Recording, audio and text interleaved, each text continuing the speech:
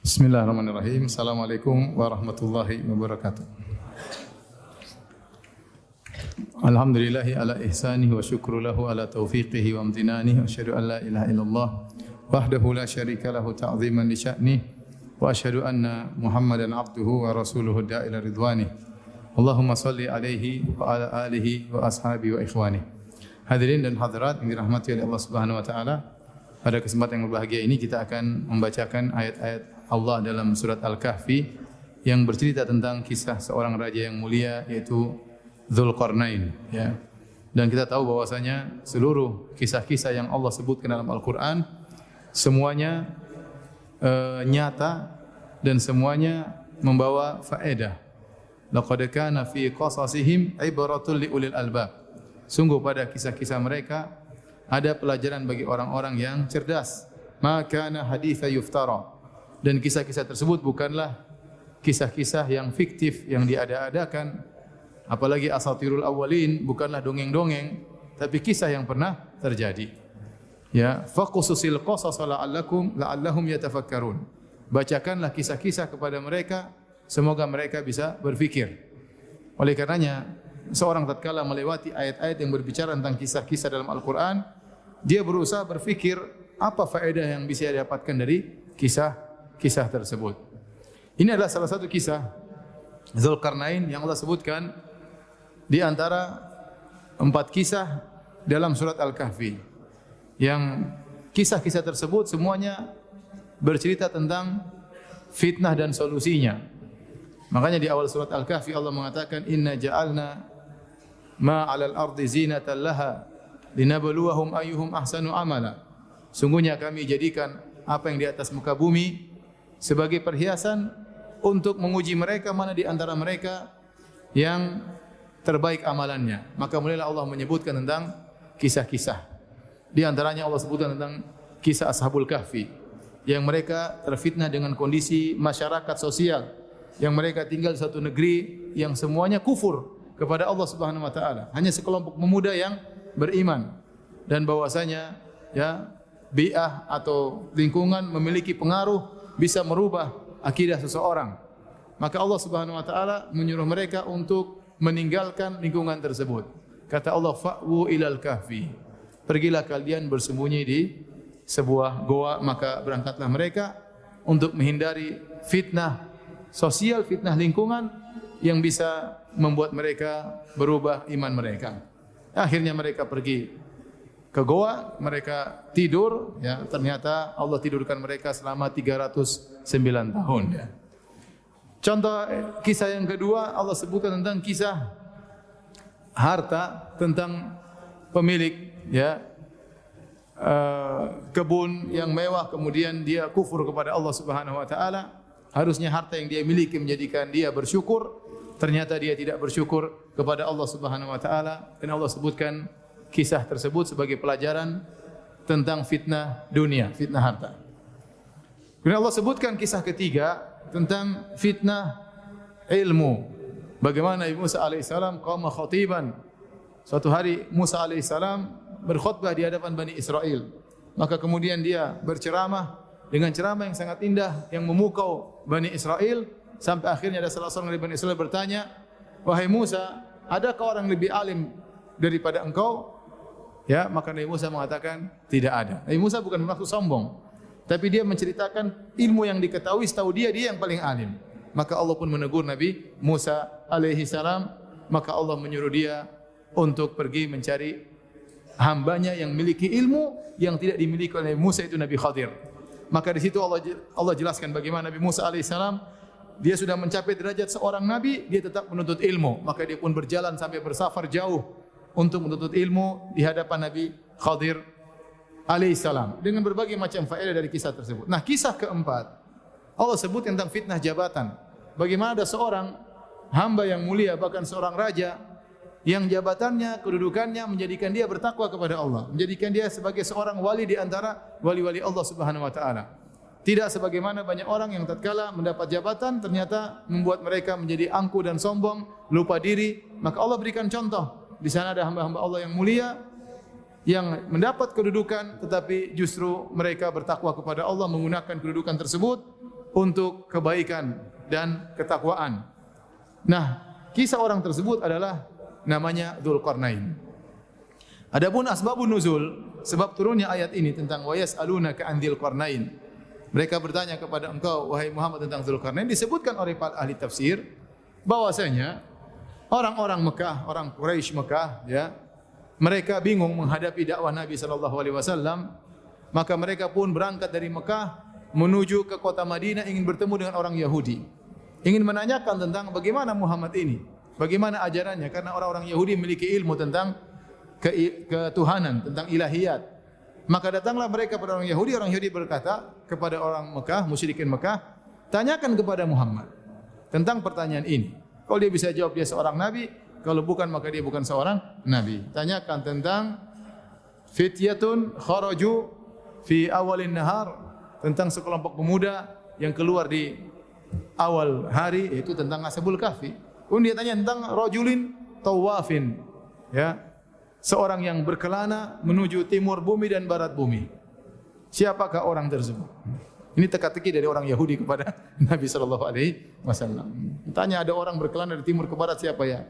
Harusnya sifat-sifatnya lebih jelas. Pertanyaan cuma ringan begitu, tapi akhirnya Nabi ditanya, akhirnya wahyu turun lama, disebutkan dalam riwayat sampai 2 minggu atau lebih, baru kemudian turun surat Al-Kahfi menjelaskan bahwasanya orang tersebut adalah Dzulqarnain. Waktu Nabi tidak bisa jawab, maka mereka mentertawakan Muhammad. Muhammad enggak bisa jawab. Nabi tidak tahu cerita itu. Yang kasih tahu hanya Allah Subhanahu wa taala, dan ayat turun 2 minggu setelah itu baru kemudian turunlah firman Allah tentang Dzulqarnain. Kita bacakan ayat-ayat tersebut dalam surat Al-Kahfi surat ke-18 mulai dari ayat 83. Wa yas'alunaka an Dzulqarnain. Mereka bertanya kepada engkau wahai Muhammad tentang Dzulqarnain. Ini isyarat tentang sebab nuzul ayat tersebut. Qul sa'atlu alaikum minhu dzikra. Katakanlah aku akan bacakan kepada kalian sebagian dari kisahnya. Allah tidak menceritakan seluruh kisah Dzulqarnain. Ya. Karena Al-Qur'an bukan buku sejarah. Al-Qur'an bukan ensiklopedia sejarah, Al-Qur'an bukan kitab sains, bukan. Al-Qur'an kitab iman dan takwa. Meskipun dalam sebagian ayat berkaitan dengan sejarah, benar. Dalam sebagian ayat berkaitan dengan sains dan teknologi, benar. Tetapi Al-Quran turun bukan untuk itu. Itu hanya sekedar rangkaian untuk meninggikan iman dan takwa. Maka Allah hanya menyebutkan sebagian kisah Dzulqarnain yang bermanfaat bagi kita. Allah tidak ceritakan semua. Allah tidak ceritakan dia lahir kapan, kemudian istrinya berapa. Enggak perlu Allah ceritakan. Tidak penting bagi kita, maka Allah tidak ceritakan. Ya. Maka yang Allah ceritakan kepada Nabi SAW yang kemudian disampaikan kepada kita sebagian cerita yang bermanfaat menjadi pelajaran bagi kita. Makanya Allah mengatakan, Qul sa'atlu alaikum minhu dzikra. Katakanlah, aku akan bacakan kepada kalian sebagian kisah dari Dzulqarnain tersebut. Siapakah Dzulqarnain? Dzulqarnain ini, kalau kita baca buku-buku tafsir dan kita menelaah perkataan para salaf, maka ada khilaf di kalangan para salaf tentang siapa Dzulqarnain ini. Kenapa? Karena tidak ada dalil yang tegas yang menjelaskan siapa beliau. Ada yang mengatakan kana nabiyan, dia adalah seorang nabi. Apalagi dalam sebagian ayat seakan-akan ada wahyu dari Allah kepada Dzulqarnain, sehingga sebagian ulama berpendapat Dzulqarnain adalah nabi. Sebagian ulama berpendapat bahwasanya Dzulqarnain adalah malaikat yang Allah turunkan ke atas muka bumi, menjelma menjadi seorang manusia yang sangat hebat. Asalnya dia adalah malaikat. Dia adalah malaikat. Ini pendapat, namun kata Ibnu Katsir ini pendapat yang jauh dari kebenaran. Pendapat yang berikutnya mengatakan, sebagai ini pendapat yang dipilih oleh Ibnu Katsir rahimahullahu taala, bahwasanya adalah Malik, dia adalah seorang raja. Raja yang saleh, yang bertakwa kepada Allah, yang Allah berikan dia kekuasaan. Pendapat yang diriwayatkan dari Ali bin Abi Thalib, kata Ali bin Abi Thalib, lam yakun nabiyyan wala malikan wa inna ma kana 'abdan salihan.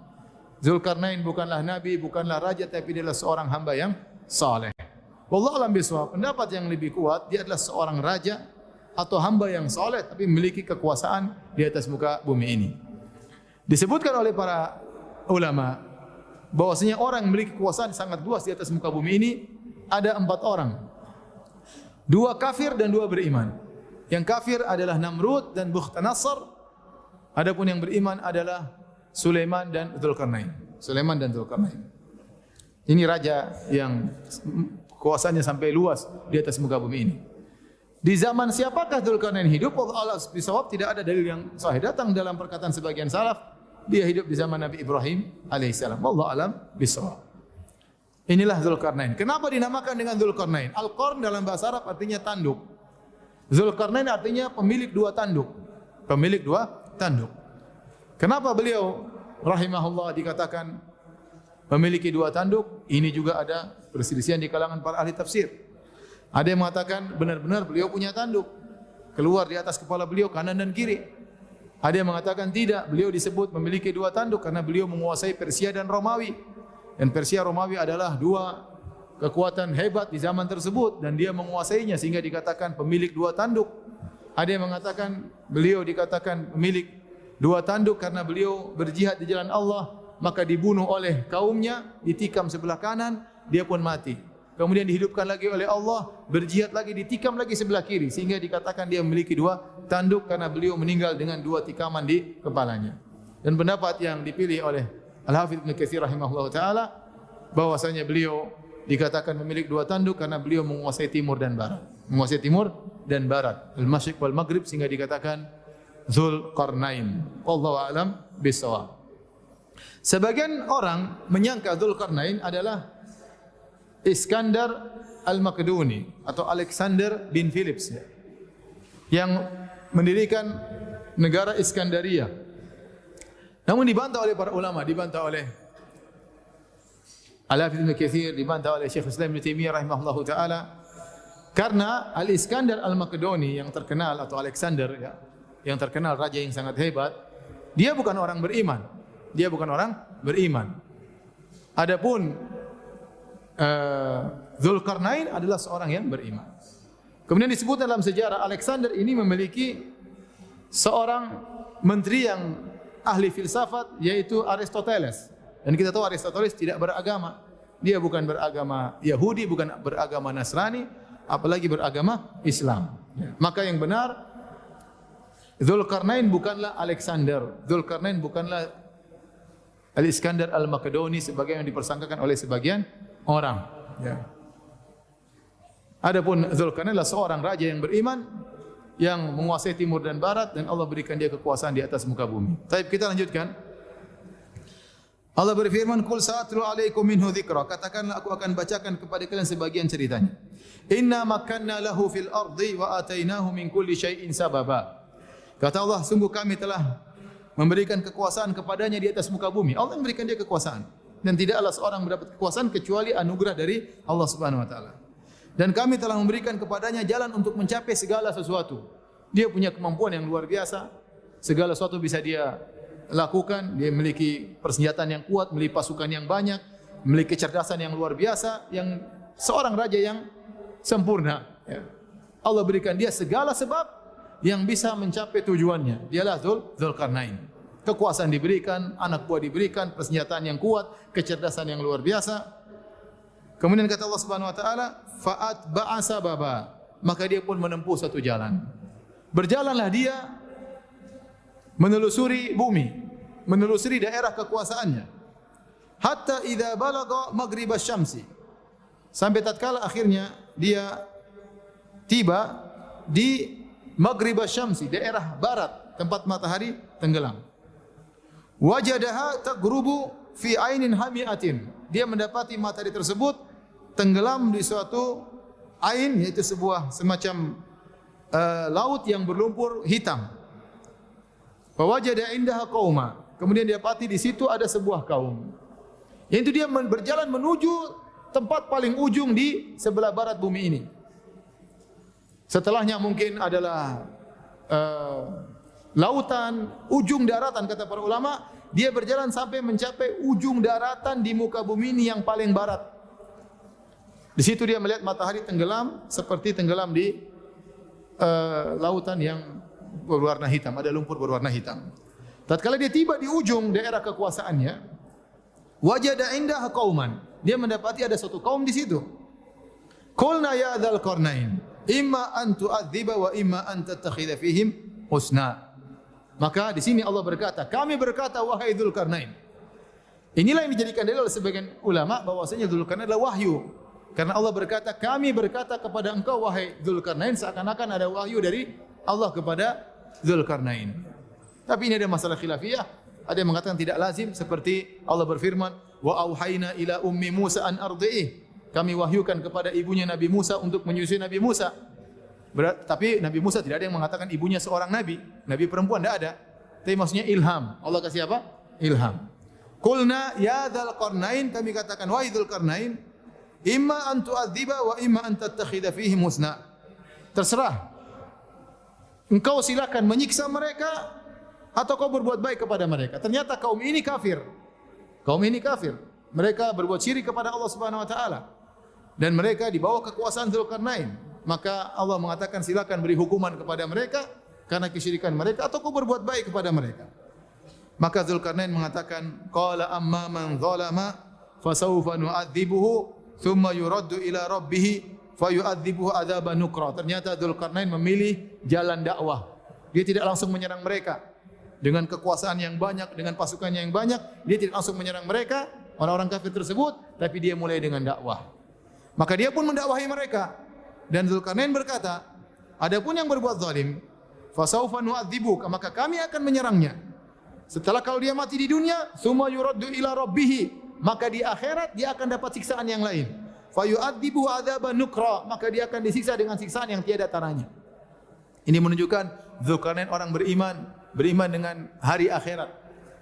Maka dia akan berdakwah, yang tidak taat kepada dakwahnya, tidak bertauhid kepada Allah, maka akan diserang oleh Dzulkarnain. Kalau dia mati di dunia, di akhirat dia akan masuk neraka dan diadab dengan adab yang lebih parah.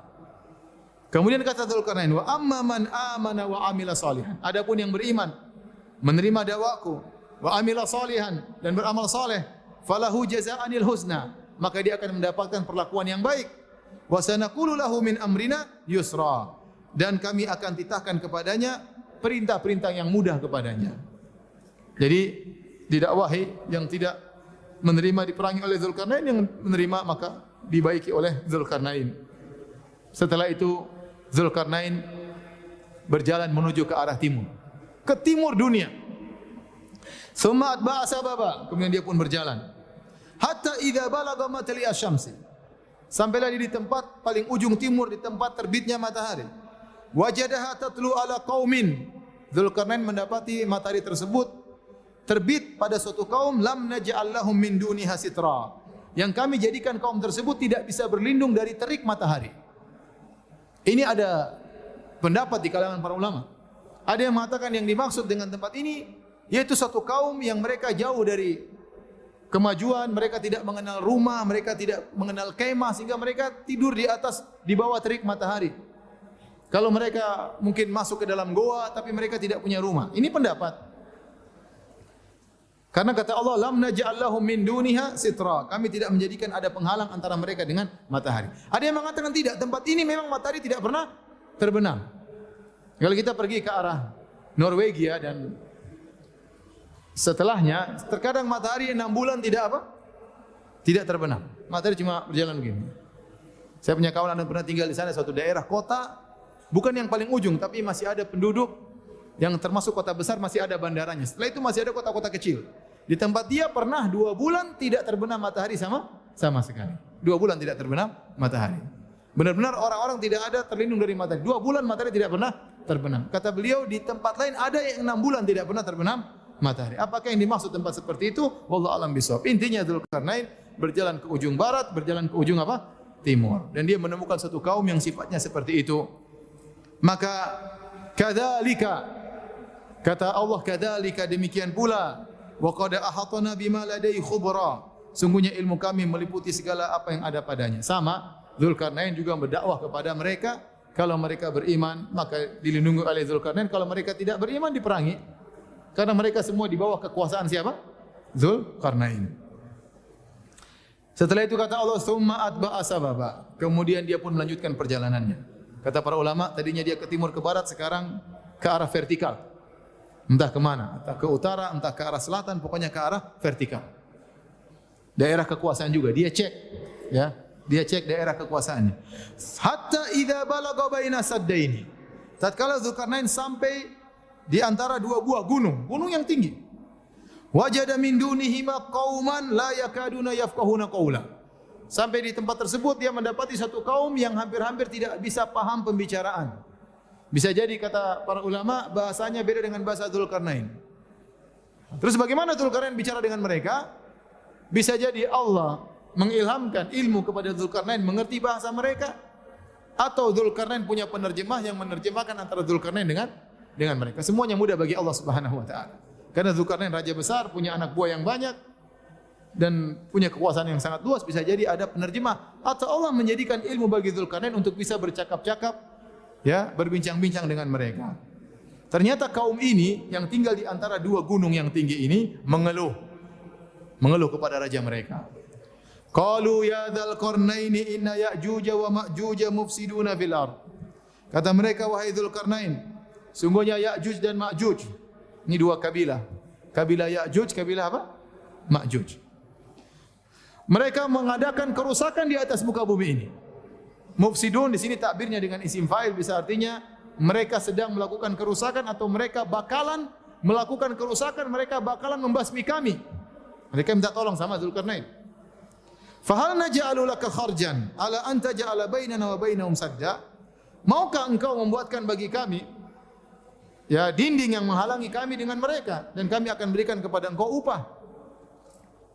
Ini pekerjaan berat. Mereka tawarkan pemberian kepada Raja Dzulkarnain. Ya.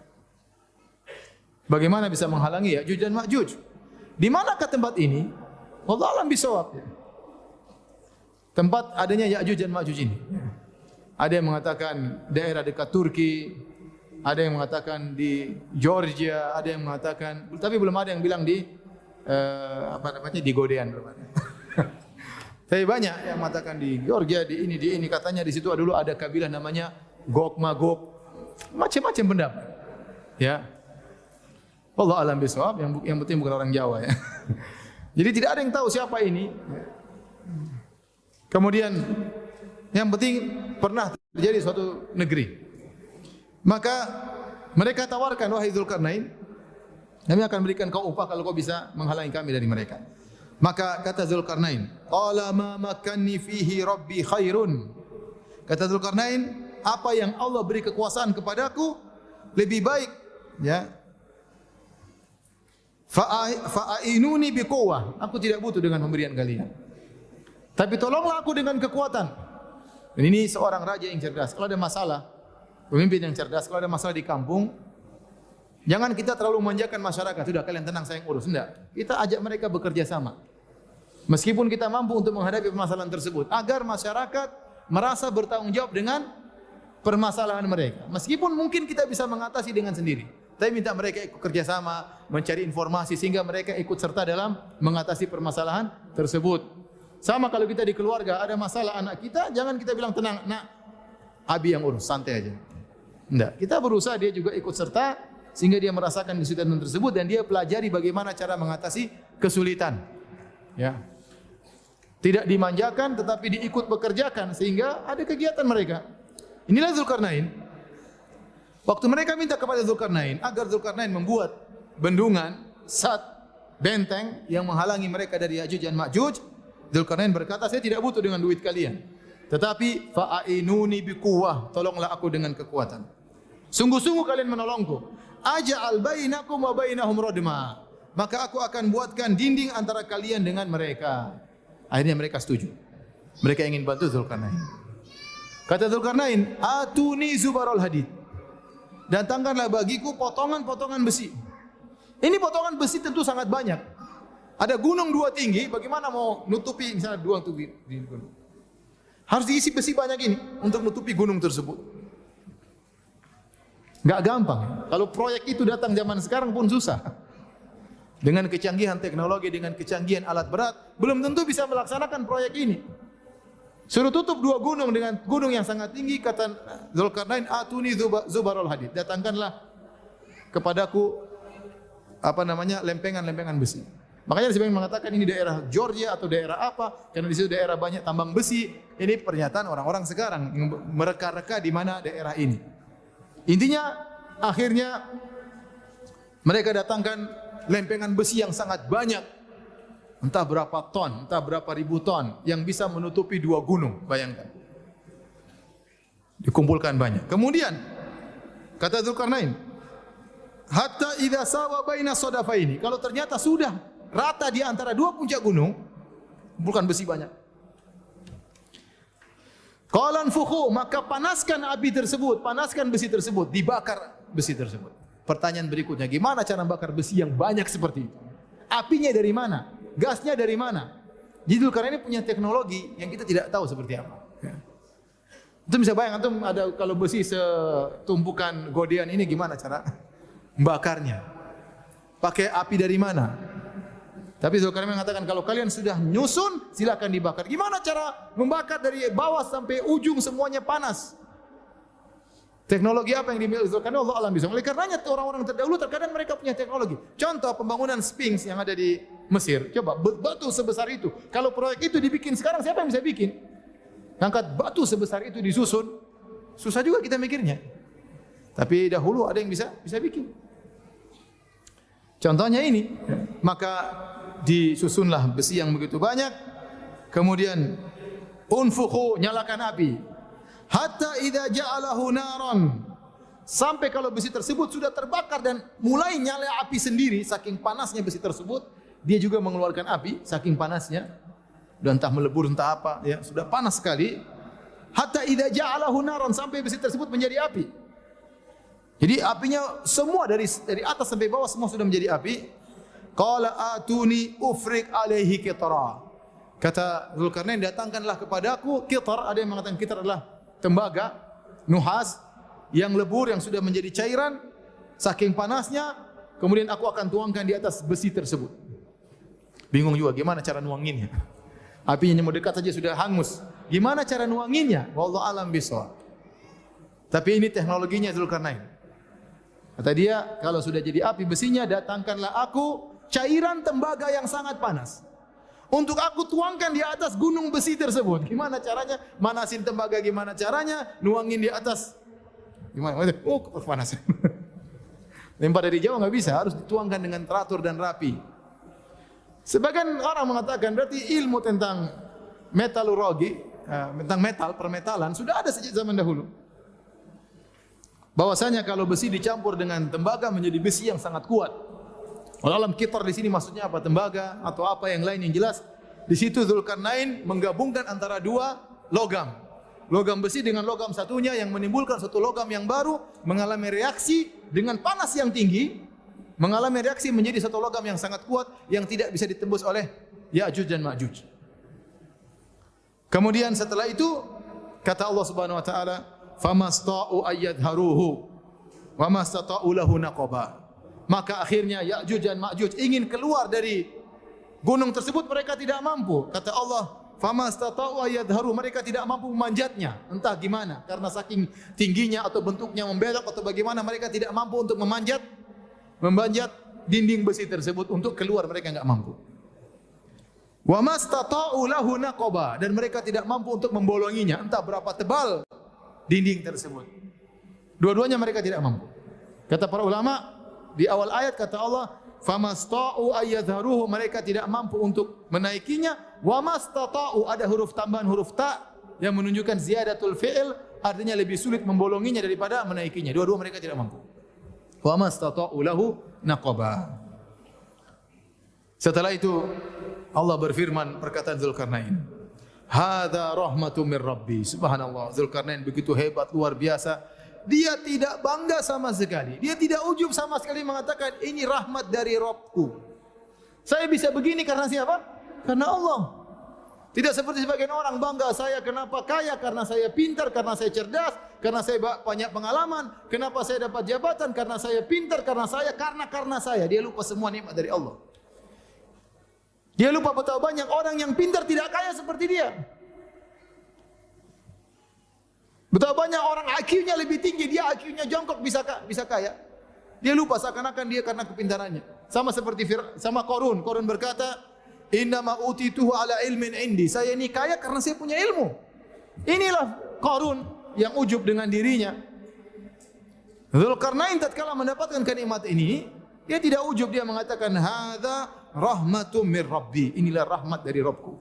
Semuanya karena Allah Subhanahu wa taala. Padahal apalagi yang kurang bagi Zulkarnain? Kekuasaan dia miliki, daerah kekuasaan yang luar biasa, kecerdasan luar biasa, teknologi yang dia miliki. Tapi dia mengatakan hadza rahmatum mir rabbi. Ini adalah rahmat dari Rabbku. Fa idza jaa wa'du rabbi ja'alahu dakka. Tetapi dia ingatkan, kalau tiba keputusan Rabbku suatu hari, maka dinding ini akan menjadi luluh. Wa kana wa'du rabbi haqqan, dan janji Rabbku suatu hari akan terjadi. Ini dinding yang saya buat tidak akan bertahan selama-lamanya. Suatu saat akan apa? Luluh. Kalau Allah berkehendak akan apa? Luluh. Wa tarakna ba'dahum yawma idzi yamuju fi ba'd. Dan kami biarkan Ya'juj dan Ma'juj pada hari tersebut, mereka berkembang biak, beranak pinak banyak, tapi terkukung dalam tempat tersebut, tidak bisa keluar. Jadi mereka ada dalam suatu tempat di atas muka bumi ini, kita enggak tahu di mana, ya, tertutup dengan satnya, radamnya Zulkarnain. Tertutup, mereka tidak bisa keluar. Ada yang mengatakan, Ustaz, masa ada sih? Kita sudah cek di Google Map, tidak ada. Google Map, ya. Ya, kalau Allah hendak menutup, tidak ada yang bisa lihat. Ya. Mudah bagi Allah Subhanahu wa taala, tinggal kun fayakun. Intinya tempat ini ada dan kita yakini ada. Suatu saat Ya'juj dan Ma'juj akan keluar dari tempat tersebut. Wa min kulli hadabin yansilun, dan mereka akan keluar suatu saat dengan jumlah yang sangat banyak, luar biasa. Karena sekarang mereka beranak pinak. Entah satu orang punya anak berapa kita enggak tahu. Tapi sangat banyak. Nanti akan kita jelaskan bagaimana banyaknya mereka. Nah, bagaimana cara mereka? Ini cerita Zulkarnain sudah selesai. Allah cuma cerita sampai di situ. Inilah seorang raja yang adil, raja yang memperhatikan rakyatnya, raja yang turun langsung menghadapi problematika rakyatnya, raja yang tidak mencari harta, bahkan ditawarkan harta tidak mau selama dia mampu untuk melakukannya, raja yang soleh yang Allah jadikan contoh bagi kita di dunia ini. Taib. Adapun Ya'juj dan Ma'juj, maka mereka beranak pinak. Setiap hari kerjaan mereka, dalam hadis kata Nabi SAW, mereka keluar, mereka ramai-ramai bolongin, tiap hari bolongin. Setiap mereka bolongin, mereka berhenti tidur besok, mereka bilang besok kita lanjutkan lagi. Allah tutup kembali. Mungkin mereka juga punya teknologi. Bolongin lagi, sudah bolong, mereka istirahat besok, nutup kembali, dan terus menerus. Sampai nanti tiba menjelang hari kiamat, ada pimpinan mereka berkata, tahfirunahu ghadan insyaallah. Sudah, berhenti dulu. Besok kita lanjutkan insyaallah taala. Dia bilang apa? Insyaallah. Tatkala dia bilang insyaallah, lubang tersebut tidak tertutup kembali. Akhirnya terbuka dan akhirnya akan mereka bisa keluar. Mereka bisa keluar dari lubang tersebut. Tatkala mereka keluar. Kapan mereka keluar? Mereka keluar tatkala di penghujung zaman. Tatkala Dajjal turun, kemudian Nabi Isa diturunkan, Dajjal muncul, Nabi Isa diturunkan, Nabi Isa membunuh Dajjal, kemudian Nabi Isa membawa kaum muslimin. Tatkala itu Allah mengatakan kepada Nabi Isa, wahai Isa alaihissalam, bawalah hamba-hambaku ke bukit, ke gunung. Sungguhnya telah keluar hamba-hamba yang kalian tidak bisa menghadapinya, yaitu Ya'juj dan Ma'juj. Maka keluarlah Ya'juj dan Ma'juj. Jumlahnya entah berapa juta, entah berapa miliar. Banyak sekali. Sejak zaman Zulkarnain sampai sekarang mereka enggak ada yang keluar, ya. Kira-kira jumlahnya berapa? Banyak, ya. Banyak sekali. Saking banyaknya mereka keluar dengan begitu banyak, sampai mereka disebut dalam hadis, mereka melewati Buhairah Tabariyah. Mereka suatu danau, mereka lewat. Begitu mereka lewat, depannya minum habis, yang belakang lewat. Dulu di sini kayaknya ada air, kok sudah habis. Yang minum teman-temannya di depan. Saking banyaknya laut habis, bayangkan. Saking beringasnya, saking buasnya mereka. Tidak ada makhluk pun yang mereka temui di atas muka bumi kecuali mereka binasakan, mereka bunuh, mereka beringas. Mereka bunuh. Dalam sebagian disebutkan ciri-ciri mereka seperti orang Mongol, ya. Mereka ada yang mengatakan mereka adalah orang Mongol, ada yang mengatakan mereka orang Cina, dan kita bilang kita enggak tahu, ya. Yang jelas yang Cina sekarang bukan Ya'juj Ma'juj. Kalau Cina sekarang memang Cina jumlahnya, mereka bukan Ya'juj Ma'juj. Di antara mereka ada yang beriman, di antara mereka ada yang saleh, di antara mereka yang hidup bersama kita. Ya, itu tafsiran tapi keliru. Yang jelas mereka masih tertutup. Begitu mereka keluar jumlah yang sangat banyak. Nabi Isa yang bisa lawan Dajjal tidak bisa lawan mereka. Nabi Isa yang membunuh Dajjal tidak bisa melawan Ya'juj dan Ma'juj. Akhirnya mereka pun melakukan perusakan. Semua makhluk mereka bunuh. Setelah mereka menguasai muka bumi ini. Dengan sombongnya mereka berkata, qad intahaina min ahlil ard. Kita sudah selesai membasmi seluruh penghuni bumi. Tinggal penghuni langit kita basmi. Masya Allah. Sesumbar, sombong, congkak. Maka mereka pun melepaskan anak panah ke atas. Begitu lempar anak panah ke atas ke langit, mereka ingin bunuh penghuni langit. Allah turunkan anak panah mereka berlumuran darah. Kata mereka penghuni langit sudah tewas. Padahal enggak ada, Allah cuma kasih darah aja. Ya. Begitu jatuh anak panah mereka di puncak mereka sedang sombong-sombongnya, tiba-tiba Allah kirim semacam ulat untuk bunuh mereka. Masuk ke leher mereka, dimakan matilah mereka. Ini terkadang Allah bunuh orang-orang sombong dengan perkara yang ringan. Seperti kaum Ad yang sombong dengan badannya, Allah bunuh dengan apa? Dengan udara, dengan angin. Digoyangkan 8 hari. Bayangkan. Allah tidak kirim besi mukul kepala mereka, tidak, cuma kirim apa? Oksigen. Ngirim udara, mampus mereka. Raja Namrud yang begitu sombong merasa dirinya Tuhan, Allah kirim apa? Lalat atau nyamuk masuk hidungnya, muter-muter, pukul-pukul kepalanya sakit sampai dia mati. Dibunuh sama seekor apa? Lalat atau nyamuk. Ya'juj Ma'juj begitu sombong dan angkuhnya, cuma dikirim apa? Dikirim ulat. Ada orang badan besar kuat, cuma dicium sama nyamuk malaria langsung mati. Jadi begitu di puncak-puncak kesombongannya, Allah kirim ulat masuk kemudian makan mereka, kemudian mereka pun mati dari awal sampai akhir semuanya. Tatkala mereka semua sudah mati, Nabi Isa turun dari persembunyiannya, melihat tidak ada tempat untuk tinggal, semuanya dipenuhi oleh Ya'juj dan Ma'juj. Menunjukkan jumlah mereka mungkin miliaran, banyak sekali. Dan tempat sudah tidak kondusif untuk tinggal, bau yang sangat busuk, semuanya bangkainya Ya'juj dan Ma'juj. Nabi Isa berdoa kepada Allah Subhanahu wa taala, akhirnya datanglah semacam burung, ya, semacam leher onta, kemudian mengangkat mayat-mayat Ya'juj dan Ma'juj, entah dibuang ke mana, baru kemudian Nabi Isa bisa hidup normal dengan para pengikutnya, sampai akhirnya beliau meninggal dunia sebagaimana wajarnya. Beliau turun di akhir zaman untuk membantah, ya, keyakinan orang-orang Yahudi yang mengatakan Nabi Isa sudah mereka bunuh, dan membantah orang-orang Nasara yang mengatakan Nabi Isa adalah Tuhan. Ternyata dia manusia dan dia seorang nabi, dan dia pun meninggal sebagaimana nabi-nabi yang lain. Dan untuk memperkuat keimanan orang Islam bahwasanya Nabi Isa adalah seorang nabi, bukanlah Tuhan. Wallahu ta'ala alam bisawab. Inilah sedikit faedah yang bisa kita ambil dari kisah Dzulqarnain. Semoga bermanfaat dan saya rasa tidak perlu tanya jawab. Ya, tidak usah tanya jawab ya. Antum cuma belum makan siang kan? Kalau saya sudah, alhamdulillah. Ya. Demikian saja kajian kita. Subhanakallah bihamdik, asyhadu an la ilaha illa anta, astaghfiruka wa atubu ilaik. Assalamualaikum warahmatullahi wabarakatuh.